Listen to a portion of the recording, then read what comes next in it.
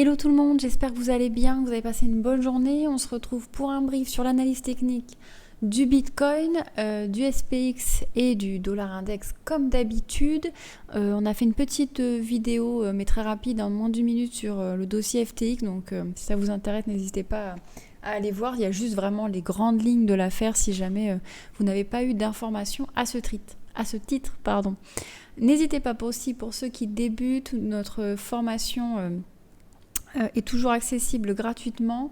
Elle est faite si vous démarrez, si jamais vous ne connaissez pas la psychologie du marché, vous ne connaissez pas trop les indicateurs ou la lecture tout simplement d'un graphique comme celui-ci et comme on en trouve sur par exemple le site de TradingView, mais bien d'autres aussi bien sûr. Donc n'hésitez pas, le lien est dans la description ou en commentaire. N'hésitez pas à vous inscrire, c'est complètement gratuit. Alors pour commencer, donc là le Bitcoin, on est en daily, on voit que depuis la descente ici qui serait due au mouvement, enfin aux news de FTX, moi je pense que c'est pas que lié à ça, mais ça reste personnel. Depuis, on s'est installé dans un range, comme je l'avais dit dans la précédente vidéo. On est donc dans un range depuis le jeudi 10, donc ça fait une semaine pile poil. Et pour l'instant, tant qu'on n'a pas breaké la borne haute ou la borne basse, eh bien pour l'instant, il y a de fortes chances qu'on reste avec très peu de volatilité comme ceci, ou alors qu'on prenne une direction, qu'on vienne chercher le bas de ce range pour ensuite rechercher le haut de ce range, etc. Donc ça, c'est assez intéressant pour les traders de range, bien sûr, parce qu'on a des personnes qui aiment bien trader ce genre de mouvement. Pour les débutants, c'est quand même pas les mouvements le plus simples, mais c'est vrai que quand on regarde un cycle de marché et quand on regarde un graphique tel qu'il est, eh bien, on a quand même plus de temps où on est en range que de temps tout simplement où on est en tendance haussière ou baissière, d'accord ? Même si là, notre range s'inscrit dans une tendance baissière, puisqu'on le voit bien depuis novembre l'année dernière. Il y a eu des temps de range, on les voit très bien ici, mais on a eu surtout dans l'ensemble une tendance baissière ici. Hop. Voilà, on peut même la faire repartir beaucoup plus haut, bien sûr, il faudrait juste que... Voilà. Donc là, on a une belle tendance baissière et tendance qui continue. Et comme on le dit toujours, la tendance est votre ami. Donc, c'était prévisible cette baisse. Maintenant, la question, c'est quand est-ce qu'on va poser un bottom sur le marché des cryptos et là, notamment sur le marché du Bitcoin. Pour l'instant, c'est pas encore fait. Il se peut encore que l'on continue de descendre, tout simplement. Si on va voir Kingfisher, on voit qu'il y a pas mal de liquidités aux alentours des 14 000, mais attention, il y a aussi des liquidités à venir chercher plus au nord, donc voilà, pour l'instant on n'a pas de direction donnée, mais attention, 14 000 aux 13 000, aux 12 000, on a quand même beaucoup de liquidités.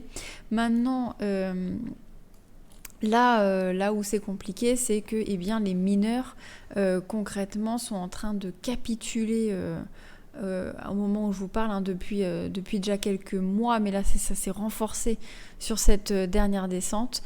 Les mineurs de Bitcoin capitulent et revendent leur Bitcoin à perte, concrètement, avec la larme à l'œil. Et ça, c'est à la fois bon signe et pas bon signe. C'est pas bon signe dans un premier temps parce que ça veut dire qu'on peut continuer tout simplement à voir des M se former et donc à revenir chercher des liquidités sur cette zone-là. Là, c'est les zones que l'on a vues avec Kingfisher. Maintenant, avoir une psychologie de marché où on est dans de la capitulation, c'est nécessaire et c'est ce qu'on vous explique d'ailleurs dans la formation et dans le guide, c'est nécessaire pour pouvoir ensuite revoir un bull run. Alors ça ne veut pas dire que ça y est, il capitule, on est reparti. La capitulation peut durer très longtemps, d'accord ? Et surtout, on ne sait pas jusque quand peut durer la capitulation. Là, ici, on sait qu'on a des mineurs qui ont rendu l'éponge, on le voit bien, ils minent à perte, donc en fait ils vendent leur Bitcoin. Il ne faut pas oublier que c'est des gens qui ont investi dans du matériel et donc ils ont besoin de rentabiliser tout simplement le matériel qu'ils ont acheté Et pour ça, là, pour l'instant, eh bien, le prix actuel de Bitcoin ne le permet pas, et donc ils préfèrent eh bien, tout simplement vendre leur Bitcoin probablement à perte pour soit garder de la liquidité ou autre, hein, selon leur stratégie. Mais en tout cas, voilà, c'est pas bon signe. Maintenant, ça peut durer un temps. Et encore une fois, d'un autre côté, la capitulation, eh bien, psychologiquement, elle est nécessaire pour revoir un Bitcoin au sommet, ou même refaire un ATH et voir dépasser son ATH tout simplement. Donc voilà, ça c'est une des premières choses qu'il fallait voir. Juste, on va aller voir au niveau d'Ishimoku. Hop, je supprime tout ça pour qu'on y voie un peu plus clair. Bon, on était passé clairement sous le nuage. On a là une Kijun qui est à hauteur de la SSB aux alentours des 18 557. Donc si jamais on pourrait revenir chercher ce niveau-là, alors oui, techniquement, si on reprend cette base-là, alors techniquement, effectivement, on pourrait avoir la cassure de ce range. Maintenant, on peut aussi considérer que la cassure du range, elle est là, à ces alentours-là. Et tant que l'on n'a pas breaké cette ESSB et ce niveau, on fait attention au fake out, parce qu'on l'a déjà vu plusieurs fois depuis plus de 6 mois. Mais en tout cas, ce serait un signe plutôt bullish pour revoir un Bitcoin un peu plus haut. Là, pour l'instant, il y a de fortes chances. Je vous ai dit que l'on se balade. Le MACD ici, toujours vendeur, même si on est sur une petite perte de force du côté des vendeurs. Et si on regarde, hop, en horaire, on va juste aller voir ça rapidement. Comme ça, après, on va voir l'order flow. Hop, hop. Ok, le MACD est assez plat, hein. Il faut vraiment que j'augmente l'échelle pour revoir ça. Et on voit concrètement ce range, la Chikou, là, ici, la ligne bleue, qui est pas libre. On passe d'un côté et de l'autre de la SSB, mais sans vraiment grand mouvement. Donc voilà, c'est pas vraiment très très intéressant. Si vous êtes du trader intraday, eh bien oui, vous pouvez trader avec ces cassures de SSB, mais il n'y a pas une volatilité énorme, et je pense que l'order flow va pas être très intéressant vu les mouvements qu'on a. On a très très peu de volume, donc je doute que voilà, on ait des gros mouvements, mais pour les traders, il y a des petits gains qui peuvent éventuellement se prendre. Alors, l'order flow, je suis en horaire. Ici, ok, hop. Bon, c'est ce que je vous disais. Sur le niveau des liquidations, ici, on n'a pas beaucoup d'intérêt. Côté open interest, donc ça, c'est les ouvertures de position sur le marché, c'est plat. Il y a vraiment pas de mouvement. Et côté funding rate, il n'y a pas de direction donnée comme on a pu l'avoir ici, où on avait vraiment beaucoup de vendeurs. Il ne serait pas impossible qu'on vienne chercher pendant un temps un petit peu plus haut, tout simplement pour venir chercher eh bien, les stops de ces vendeurs, parce que ces vendeurs, si jamais pour l'instant ils ne sont pas coincés, mais si jamais le prix venait à repartir un petit peu sur le haut de ce range, eh bien ils seraient coincés et ils pourraient éventuellement sortir à perte. Donc ça, c'est une première possibilité, mais pour l'instant, il n'y a pas grand-chose qui nous l'indique. Pour l'instant, la seule chose qu'on a, c'est qu'il y a zéro intérêt sur ce marché. Et encore une fois, c'est un peu le signe de la capitulation dont on parlait tout à l'heure. C'est que, en fait, là, avec l'affaire FTX, en tout cas, même si je ne pense pas que il soit responsable de toute cette chute, mais ce qui est sûr, c'est que ça a créé vraiment un climat d'incertitude et de méfiance. On voit que les gens retirent leur crypto des grands exchanges. Il faut pas oublier qu'FTX, c'était un gros comme Binance, donc voilà, ça, forcément le climat de confiance est vraiment très mauvais. Et puis vous avez toutes les institutions bancaires, etc., qui ont de l'eau à leur moulin, concrètement, pour avertir contre la crypto-monnaie, pour dire qu'il faut réguler, etc. On sait que d'ailleurs du côté des US, on est en train de travailler sur le dollar numérique. Enfin bref, tout se développe d'ailleurs en disant, voilà, vous avez vu les cryptos, c'est complètement... c'est dangereux. Il y a des gens qui ont perdu des centaines de milliers, voire des millions à cause de FTX du jour au lendemain. Donc en gros, n'y allez pas, bien évidemment. Ils prêchent pour leur paroisse, bien sûr. Juste ce que je voulais aller voir... c'est en daily. Tac. Alors, hop. Je vais juste, faire ça. Je voudrais juste qu'on fasse un tour avec le volume profile ici. Et j'aimerais bien qu'on positionne ce volume profile depuis la TH. Voilà. Donc à peu près ici. Ok. Ok, donc quand on regarde le volume profile, on voit qu'il y a pas mal de creux et on est dans un de ces creux. Il y a quelques mois, j'avais fait des vidéos là-dessus où on voyait ça. Et donc, c'est pas impossible, là, effectivement, qu'on vienne consolider dans cette zone de prix-là. Parce qu'on a vraiment un énorme creux. Maintenant, vous allez me dire, il y a aussi d'énormes creux en haut. Oui, il y a un énorme creux aussi ici, aux alentours des 24 et 28 000. Donc ça, c'est si je reprends la tendance baissière. Si je reprends l'intégralité du mouvement de Bitcoin, on a ces mêmes creux. On a ces mêmes creux.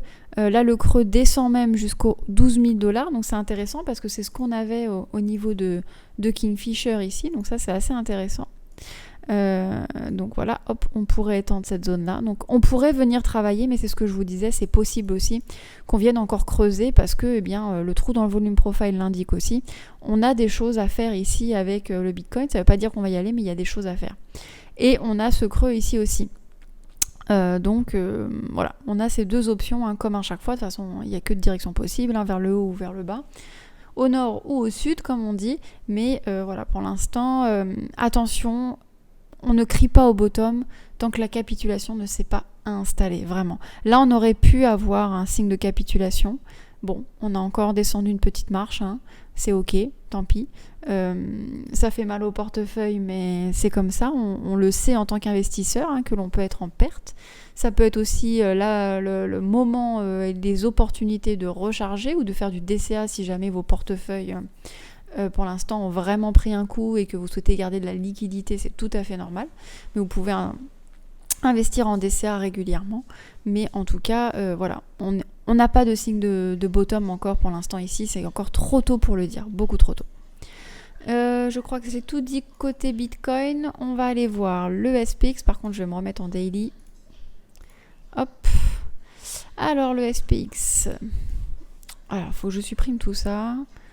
Je vais faire, table rase, hop là. On avait eu ce W, je vais juste retracer le Fibonacci, mais je crois qu'on l'avait atteint, non ? Je sais plus si on l'avait atteint. Oui, quasiment. D'ailleurs, on est quasiment venu chercher, et d'ailleurs, on est revenu tester ce niveau des 1,618 ici. On le voit bien dans le MACD là. Mais pour l'instant, il n'y a rien de catastrophique sur le SPX. Côté Ishimoku, c'est assez intéressant. On n'est pas venu clairement breaker cette ESSB. Vous avez vu, ça s'est fait en 2 bougies. Donc ça, en général, c'est des faux signaux. C'est pour des traders Ishimoku, c'est pas l'idéal. D'ailleurs, on est revenu tourner autour de cette SSB, et on reste autour pour l'instant et on ne bouge pas. Voilà, donc rien de très intéressant de ce côté. Et côté dollar, côté dollar, on est venu également chercher. C'est intéressant, à chaque fois, de manière assez chirurgicale. On est venu chercher ce niveau-là du FIBO, donc c'est vraiment intéressant. Et de la même manière, on tourne un petit peu en dessous quand même du 1,618, mais là par contre on est clairement passé sous le nuage Ishimoku et pour l'instant il est fortement probable qu'on ait une phase un petit peu de range et de consolidation sur ces niveaux-là. Voilà. Je crois qu'on a tout dit, j'espère que la vidéo vous aura plu. En tout cas, n'hésitez pas à poser des questions en commentaire. Ah si, je sais ce que je devais faire, pardon, je dis des bêtises. J'ai une crypto à analyser qu'on m'a demandé. Je ne sais plus si c'est DXY, je ne connaissais pas ce token quand on me l'a mis. Tac, hop, je vais juste aller voir sur CoinMarketCap. Je viens de m'en souvenir, désolé. Hop. Alors, ça doit être DYDX alors. Ok, c'est ça. Donc, rank 144, on a une market cap à 139 millions en bear market, ok. Hop, on a eu un ATH ici aux alentours des 27 et je suis pas connectée sur le compte, c'est pas grave. Et c'était octobre 2021. Alors, est-ce qu'on est... parce que là, je suis sur Binance, alors je sais pas s'il a été directement listé sur Binance. Ok, si, a priori. Donc je connais pas du tout le fondamental de ce projet. A priori c'est une DeFi, ok. Spartan Group, ok. Ethereum Ecosystem, DEX c'est un Layer 2, ok.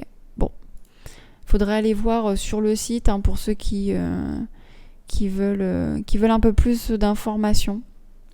Ça c'est le site du projet. Ok, disponible sur MetaMask, ok, sur le réseau aussi Solana, ok, ça marche, ok. Alors d'un point de vue analyse technique, puisque c'est ça que l'on m'a demandé. Alors l'analyse technique, on va reprendre juste pour ce Fibo là, ici. Hop, il faut qu'on prenne le bon Fibo, voilà. Là, il était en inversé avec la garage zone. Donc là, on est venu sous. Alors, je ne sais pas si vraiment le token à sa sortie était à 3 et quelques. Là, on est sur un exchange sur Binance où en général, on n'a pas l'intégralité donc je ne sais pas. Donc ça, c'est à vérifier. En tout cas, là, on est revenu chercher en dessous. Alors, si jamais c'était vraiment le prix de départ du token, quand on voit ça... c'est vrai que j'ai tendance à dire faites attention, ça ne veut pas dire que le token va mourir, je ne suis pas du tout en train de dire ça, mais ce sont des tokens qui pour moi sont à risque parce qu'on est venu chercher vraiment des plus bas. J'ai des investissements sur ce type de token, mais concrètement c'est pas là où je vais mettre le plus gros pourcentage de mon portefeuille. Par contre, ce qui est intéressant, c'est qu'on est là clairement dans une zone d'accumulation depuis mai 2022. On n'a pas eu d'énormes mouvements, d'accord ? Alors, c'est bien dans un sens pour des investisseurs parce que c'est dans ces phases-là qu'on investit. Mais d'un autre côté, quand on regarde le Bitcoin, depuis mai 2022, je vais essayer de me positionner, on a eu quand même beaucoup de mouvements à la baisse, ok ? Et là, on voit que ces mouvements-là n'ont pas suivi. Donc la question c'est, est-ce que quand le Bitcoin va repartir à la hausse, est-ce que ça va suivre d'autant ? Est-ce que on va pouvoir revenir chercher un ATH ? L'ATH, c'est aussi intéressant de voir d'un point de vue fondamental. Donc quand on a un ATH comme ça qui a 27 $, et là on était a priori à 2 $ et quelques, si on regarde, hop, ouais, on a fait un 826%, donc c'est quand même une belle montée. C'est aussi savoir pourquoi. Est-ce qu'il y a une hype particulière ? Est-ce qu'il y a une news qui a fait que c'est monté si haut et que peut-être qu'on ne retournera pas aussi facilement à cet ATH. Donc ça, c'est une première chose. Mais d'un point de vue moment d'investissement, ça a l'air ok. On peut peut-être attendre de revoir des W dans des W, parce que là pour l'instant on ne les voit pas. Ça c'est si vous voulez faire travailler votre argent plus rapidement. Maintenant, encore une fois, si c'est un projet dans lequel vous croyez, vous pensez que c'est un bon projet et que c'est sûr et qu'il y a une team derrière, il y a des choses qui font penser que, alors oui, pourquoi pas investir. Vous êtes dans des zones de prix vraiment très, très intéressantes. Attention par contre, parce qu'a priori on est loin d'avoir tous les tokens en circulation sur le marché. Donc ça, attention à ça, parce qu'en général, la valeur se déprécie quand on continue à mettre du token. Moi, je ne sais pas si j'irai là-dessus. Il faudrait que je regarde bien évidemment le fondamental, parce que l'analyse technique, c'est une chose. Mais le fondamental, ça en est une autre, et c'est complémentaire. Donc c'est vraiment important de regarder les deux. Donc, à voir. Regardez, moi là, d'un point de vue analyse technique, je vous dis oui, c'est possible, mais c'est risqué. Maintenant, il faut aller voir le fondamental. Voilà. Je crois que j'ai à peu près tout dit. J'espère que ça a répondu à vos questions sur ce token. En tout cas, je vous souhaite une belle fin de journée, une bonne soirée et je vous dis à très bientôt. Ciao, ciao.